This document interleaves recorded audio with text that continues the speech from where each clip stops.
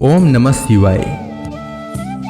जिस प्रकार इस ब्रह्मांड का न कोई अंत है और न ही कोई शुरुआत, उसी प्रकार शिव अनादि हैं। संपूर्ण ब्रह्मांड शिव के अंदर समाया हुआ है। आइए श्रवण करते हैं सोमवार व्रत कथा। प्राचीन काल की बात है। एक नगर में एक बहुत धनवान साहूकार रहता था, जिसके घर में धन की कमी नहीं थी, परंतु उसको एक बहुत बड़ा दुख था कि उसके कोई पुत्र नहीं था। वह इसी चिंता में दिन रात लगा रहता था। वह पुत्र की कामना के लिए प्रत्येक सोमवार को शिव जी का व्रत और पूजन किया करता था तथा सायंकाल को शिव मंदिर में जाकर शिव जी के सामने दीपक जलाया करता था। उसके इस भक्ति भाव को देखकर एक समय पार्वती जी ने शिव जी महाराज से कहा कि महाराज, यह साहूकार आपका अनन्य भक्त है और सदैव आपका व्रत और पूजन बड़ी श्रद्धा से करता है। इसकी मनोकामना पूर्ण करनी चाहिए।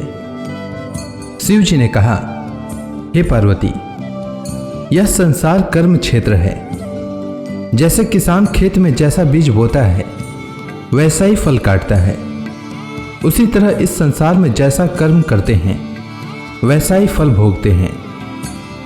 पार्वती जी ने अत्यंत आग्रह से कहा, महाराज, जब यह आपका अनन्य भक्त है और इसको अगर किसी प्रकार का दुख है तो उसको अवश्य दूर करना चाहिए, क्योंकि आप सदैव अपने भक्तों पर दयालु होते हैं और उनके दुखों को दूर करते हैं। यदि आप ऐसा नहीं करेंगे तो मनुष्य आपकी सेवा तथा व्रत क्यों करेंगे। पार्वती जी का ऐसा आग्रह देख शिव जी महाराज कहने लगे, हे पार्वती, इसके कोई पुत्र नहीं है। इसी चिंता में यह अति दुखी रहता है। इसके भाग्य में पुत्र न होने पर भी इसको मैं पुत्र प्राप्ति का वर देता हूँ, परंतु यह पुत्र केवल 12 वर्ष तक जीवित रहेगा।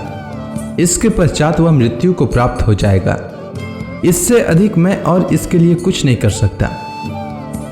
यह सब बातें साहूकार सुन रहा था। इससे उसको न तो कुछ प्रसन्नता हुई और न ही कुछ दुख हुआ।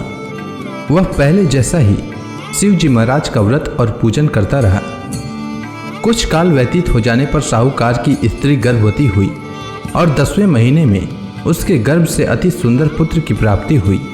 साहूकार के घर में बहुत खुशी मनाई गई, परंतु साहूकार ने उसकी केवल 12 वर्ष की आयु जानकर अधिक प्रसन्नता प्रकट न की और न ही किसी को भेद ही बताया। जब वह बालक 11 वर्ष का हो गया तो उस बालक की माता ने उसके पिता से विवाह आदि के लिए कहा, तो वह साहूकार कहने लगा कि अभी मैं इसका विवाह नहीं करूंगा, अपने पुत्र को काशी जी पढ़ने के लिए भेजूंगा। फिर साहूकार ने अपने साले अर्थात बालक के मामा को बुला करके उसको बहुत सा धन देकर कहा, तुम मेरे बालक को काशी जी पढ़ने के लिए ले जाओ और रास्ते में जिस स्थान पर भी जाओ यज्ञ तथा ब्राह्मणों को भोजन कराते जाओ। वह दोनों मामा भांजे यज्ञ करते और ब्राह्मणों को भोजन कराते जा रहे थे। रास्ते में उनको एक शहर पड़ा। उस शहर में राजा की कन्या का विवाह हो रहा था। दूसरे राजा का लड़का जो विवाह कराने के लिए बारात लेकर आया था, वह एक आंख से काना था। उसके माता पिता को इस बात को लेकर बड़ी चिंता थी कि कहीं वर को देखकर कन्या के माता पिता विवाह में किसी प्रकार की अड़चन पैदा न कर दें। इस कारण जब उसने अति सुंदर सेठ के लड़के को देखा तो मन में विचार किया कि क्यों न दरवाजे के समय इस लड़के से वर का काम चलाया जाए। ऐसा विचार कर वर के पिता ने उस लड़के और मामा से बात की तो वे राजी हो गए। फिर उस लड़के को वर के कपड़े पहनाकर तथा घोड़ी पर चढ़ाकर दरवाजे पर ले गए और सब कार्य प्रसन्नता से पूर्ण हो गया। फिर वर के पिता ने सोचा कि यदि विवाह कार्य भी इसी लड़के से करा लिया जाए तो क्या बुराई है। ऐसा विचार कर लड़के और उसके मामा से कहा, यदि आप फेरों का काम और कन्यादान के काम को भी करा दें तो आपकी बड़ी कृपा होगी और मैं इसके बदले में आपको बहुत कुछ धन दूंगा। तो उन्होंने स्वीकार कर लिया और विवाह कार्य भी बहुत अच्छी तरह से संपन्न हो गया। परंतु जिस समय लड़का जाने लगा तो उसने राजकुमारी की चुंदड़ी के पल्ले पर लिख दिया कि तेरा विवाह तो मेरे साथ हुआ है, परंतु जिस राजकुमार के साथ तुमको भेजेंगे वह एक आंख से काना है और मैं काशी जी पढ़ने जा रहा हूँ। लड़के के जाने के पश्चात उस राजकुमारी ने जब अपनी चुंदड़ी पर ऐसा लिखा हुआ पाया तो तो उसने राजकुमार के साथ जाने से मना कर दिया और कहा कि वह मेरा पति नहीं है, मेरा विवाह इसके साथ नहीं हुआ है, वह तो काशी जी पढ़ने के लिए गया है। राजकुमारी के माता पिता ने अपनी कन्या को विदा नहीं किया और बारात वापस चली गई। उधर सेठ का लड़का और उसका मामा काशी जी पहुंच गए। वहां जाकर उन्होंने यज्ञ करना और लड़के ने पढ़ना शुरू कर दिया।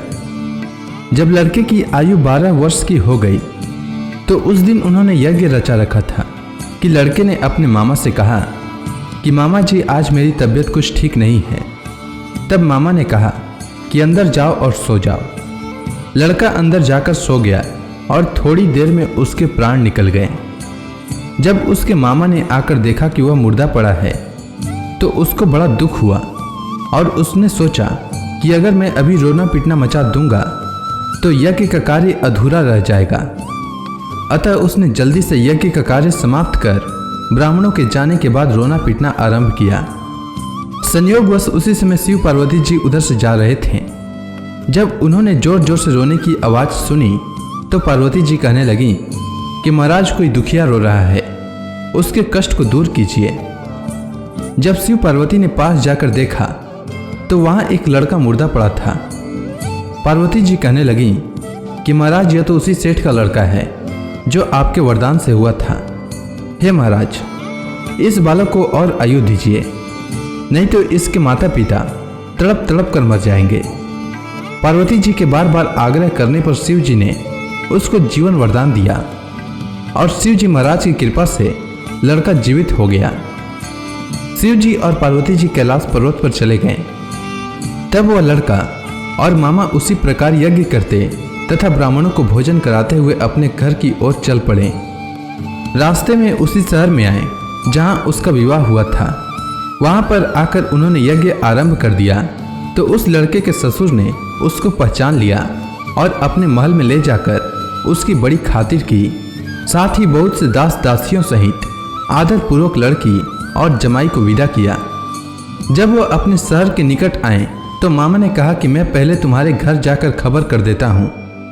जब उस लड़के का मामा घर पहुंचा तो लड़के के माता पिता घर की छत पर बैठे थे और यह प्रण कर रखा था कि यदि हमारा पुत्र सकुशल लौट आया तो हम राजी खुशी नीचे आ जाएंगे, नहीं तो छत से गिरकर अपने प्राण खो देंगे।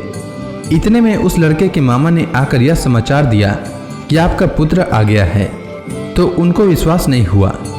तब उसके मामा ने शपथ पूर्वक कहा कि आपका पुत्र अपनी स्त्री के साथ बहुत सारा धन लेकर आया है। तो सेठ ने आनंद के साथ उसका स्वागत किया और बड़ी प्रसन्नता के साथ रहने लगे। इसी प्रकार से जो कोई भी सोमवार के व्रत को धारण करता है अथवा इस कथा को पढ़ता या सुनता है उसकी समस्त मनोकामनाएं पूर्ण होती है।